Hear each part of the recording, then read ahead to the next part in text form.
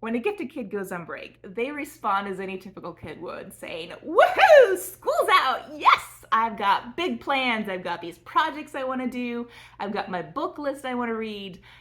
But things devolve from there much quicker than a typical kid's break would, because gifted kids' brains need constant stimulation. I kid you not. My 3-year-old one day had a couple days off from official school, as I called it then, playing to his heart's content. And he told me, "Mommy, I'm done playing. When can we do school again?"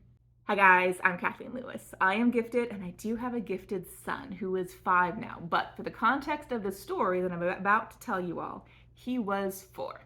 So for the beginning of April, I had planned a 2-week break of school, partly for a break for me, partly for a vacation for us as a family. Shortly after that planned break, I had a medical issue crop up that kept me on the couch for about a month and a half, unable to do anything with my kids. So I knew I had to have some tricks up my sleeve to keep my 4-year-old occupied mentally on this break. And I decided to go to my game cupboard to see what I had, if there was anything I could stretch him with. Let me tell you guys, never underestimate your gifted kids, because they will blow you away in expectations time after time, and that happened again this time. I pulled out a 500-piece puzzle, which I asked Steven if he wanted help with, and he just wanted me to do the border with him, and then he insisted on doing it the rest himself. So he would do this in the morning before I started getting breakfast ready, in the afternoons when I put my daughter down for a nap. For about a week, it took him to put this together, and he was intense about it. He would sit there for a few hours working on this, and eventually he did finish the entire puzzle himself. The other thing I found in my game cupboard is this logic game called IQ Links from the company Smart Games. I love their games, and I've got another video out about that. So if you want to find out more about it, check up here in the iCards. But this is essentially a spatial logical reasoning game where you're trying to solve these puzzles. I started this a few years back just for kicks, but ended up dropping it because I was distracted with other stuff. I got to level 41, which is the junior level in hardness, and there's 5 levels here with 120 puzzles. For level 41, it takes me 30 seconds to a minute to figure out the puzzle. And my son, on his own, ended up on level 30 without my help. I explained how the game worked, and yeah, he did the first 30 puzzles on his own. So do not underestimate your kids, and if you have a gifted kid who loves these kind of puzzles, definitely check out that company and that video. And then the medical issue happened, and I'm on the couch, and my kids are going crazy, and I can't do school with them, and I know I need to keep my son stimulated, so I fall back on an oldie but goodie, audiobooks. Now, he'd been listening to audiobooks anyways, but he has been on a Boxcar Children kick, and I wanted something a little bit more educational for him. So I went to Hoopla and found the Heroes of History book series on audiobook, and we listened to the Wright brothers, and we listened to Lord Ingalls Wilder's biography, and we started Benjamin Franklin, but he wasn't that into it, so we'll probably have to visit that again in the fall when we do American history. But he loved those. He loves learning about real people from real times and not the fictional characters. So if you want more audiobook ideas, check out up in the iCards, and I'll link it down below as well. I've got a full video out there on places you can find free audiobooks for your kids. Now remember guys, I have a 2-year-old, so cue morning sibling fights and tears and things that I cannot referee from the couch. So I fall back on an old mom favorite of screen time.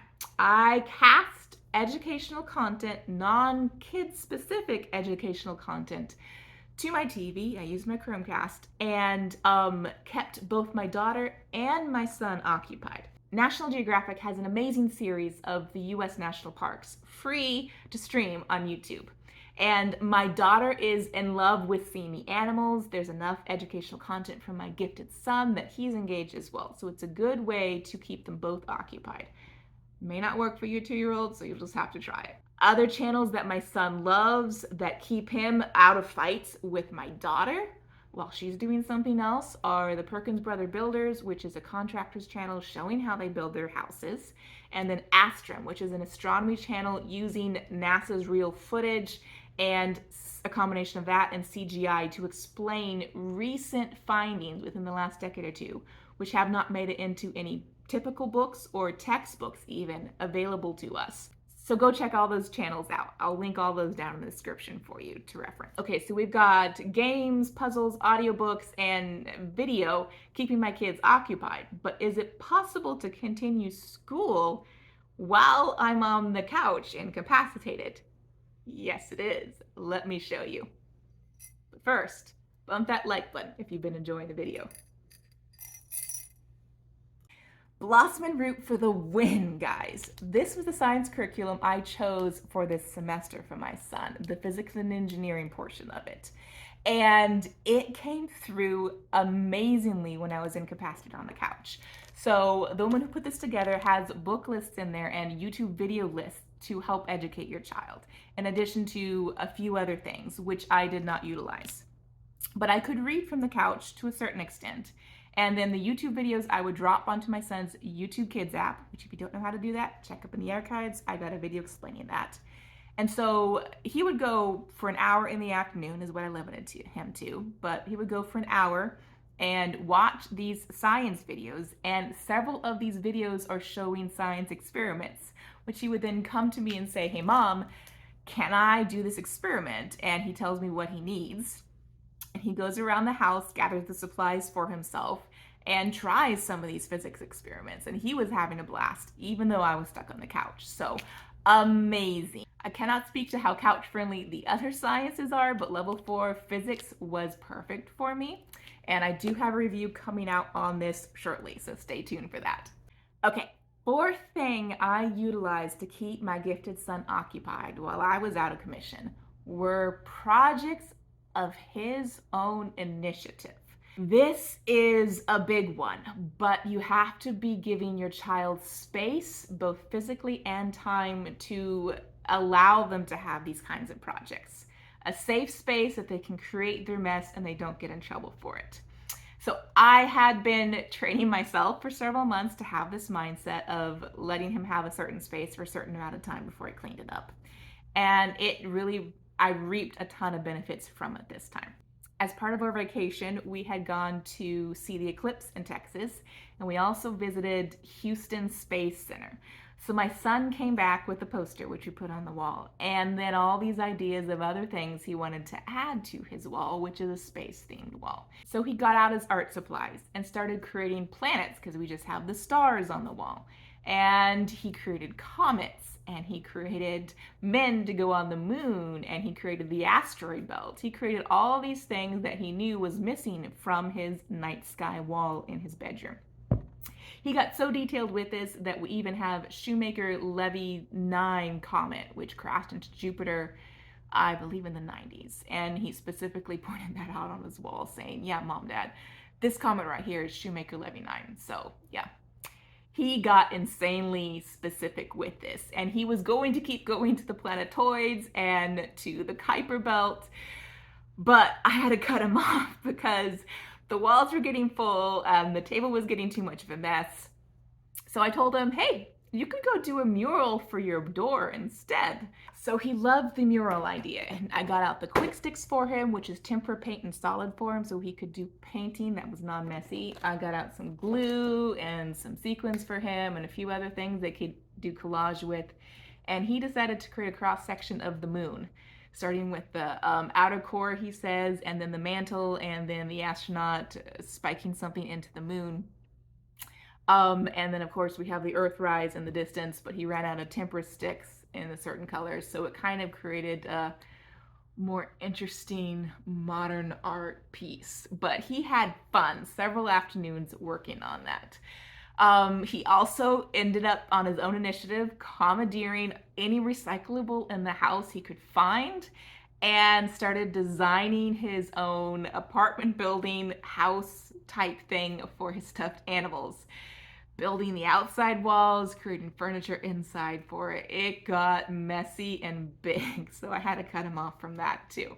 But definitely foster that creativity and imagination in your kids, giving them a safe space to create and explore where they won't get in trouble for making a big mess. The last trick for keeping your kids occupied during a school break is life skills.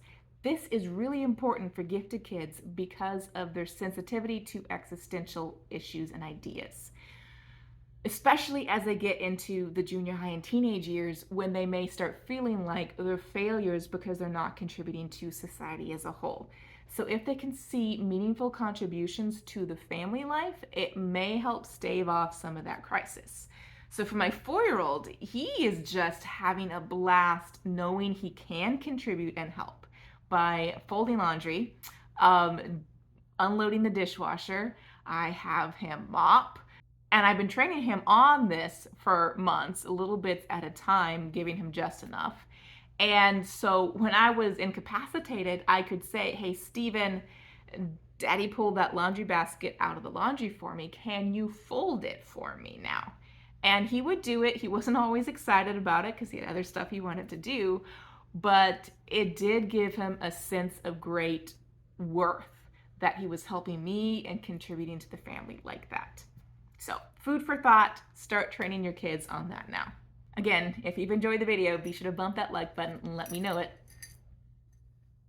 You can definitely tell I've been out in the summer sauna of the South. Oh well, we'll just go with it.